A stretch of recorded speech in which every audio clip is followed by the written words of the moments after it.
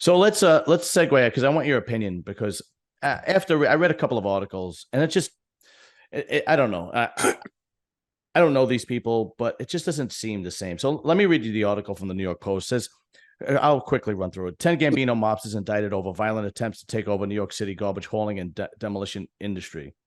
So it says 10 alleged mafiosos from the Gambino crime family were indicted by the feds for their alleged violent attempts to take over the Big Apple's garbage hauling and demolition industry, which included a hammer attack that sent one worker to the hospital and a grim threat to cut a business owner in half with a knife. The defendants included men of mob associates were charged with racketeering, conspiracy, extortion, retaliation, fraud, embezzlement, so on and so forth. They faced 20 to 180 years. Okay, so 16 count. The guy's name is Joseph Joe Brooklyn Lanny, 52. Diego Danny Tentilla, 48. Field, New Jersey, Robert Brook, Salvatore Di Lorenzo, and the list goes on and on and on.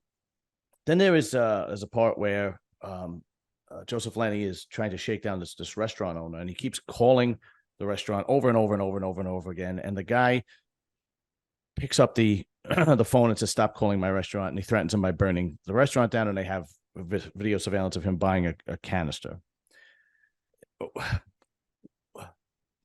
I remember my father telling me, my father would have been 88, right? I remember my father telling me that the sheer mutter of somebody's name was enough to scare the hell out of you. Back then, during the, my father grew up during the 1950s, 60s, 70s, you say a name like he came from Red Hook. So you say a name like Albert Anastasia or Joe Gallo. And if you borrowed their money, there was they didn't have to threaten you. It just seemed like they're by the time they got to that point, by the time they were made captain or they were made, they made their bones and their reputation was already instilled and the people knew it. It doesn't seem that way anymore. If you have to continuously call 40, 50 times, but then again, I don't know. That's why I want your opinion on what happened. No, you're right. Back, there was a time where, this may not be the right word, but even the government accepted our role, the role of the mob guys. When they were doing their rackets, they were never going to have the tremendous pressure that came later on when they started infiltrating unions. And Greg told me that. He says, that's going to be our downfall. He said, they're not going to tolerate that. And he probably knew. His friend was probably telling him, that's what we're going to go after, so stay out of it. Right. Something like that. He knew that would be the problem. The drugs is another thing. They get into drugs where it was taboo for so many years, even though guys always did it. There were guys that were doing it, but it was a smaller number. As time went on, it became a bigger number. It was hard to keep the younger upcoming kids away from it because they saw the drug dealers making a fortune. Right. But here's the thing. You take the garbage, for instance. There was a whole, we had that for probably from the, I'd say 50s, 60s, 70s. When Giuliani came along, because that's a union, and he knew that you couldn't have a carting business without being associated with the mob guys. They were making all the money on garbage. Same thing with the fruit and vegetable produce place in Yonkers or wherever it is, in Bronx, Hunts Point or whatever they call it. I forget what it was years ago. Hunts Point, yeah. Yeah. The garment industry. No more. They when Giuliani did what he did, he eliminated all that. The concrete business, the court building, the brand new court building, it's not brand new anymore, 20 years old now, it was when I was there, was built with concrete from a company that Persico and Sammy the Bull were partners on. So that all came to a stop from Giuliani. And for X amount of years, nobody challenged it. They let it go because the cat was out of the bag. Right. Now you get guys again, but they can't earn their own living. They can't go out and build a sports business. There's thousands of people that want to gamble. If you're a reputable bookmaker, you can get 1,000 customers. Like in the same amount of time it costs you to 40 phone calls, you could be developing business. Right. Okay. They don't have the wherewithal. They don't have the patience. They don't have the perseverance. So they want that guy that's earning a living in this restaurant to give me $2,000 a week. Yeah, right. If right. the guy was capable of earning his own living, he wouldn't be facing 100 years. Mm-hmm. That's the difference. That's the problem. Okay.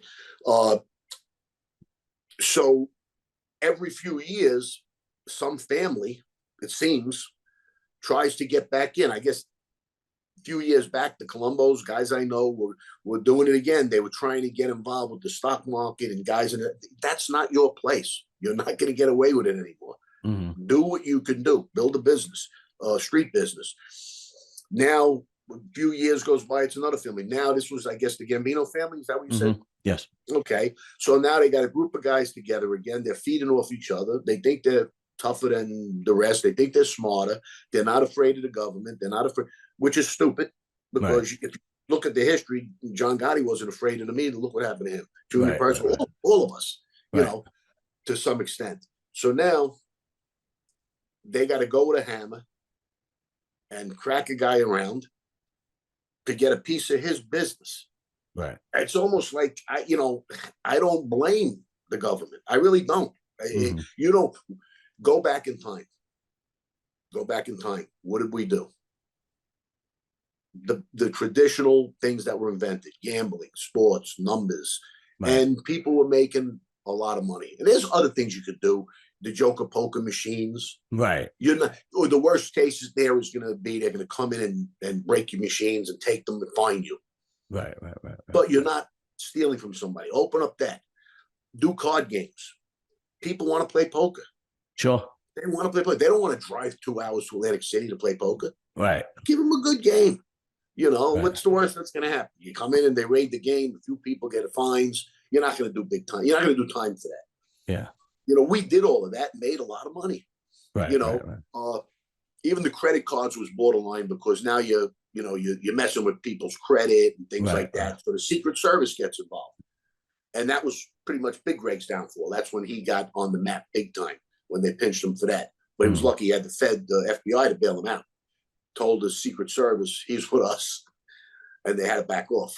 So, but that's my opinion on that. They're always going to get to a point where they can't do it any other way.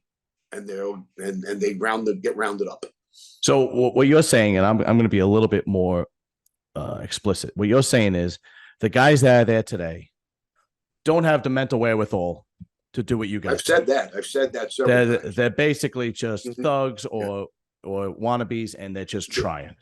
Right. And it doesn't mean they're not tough guys.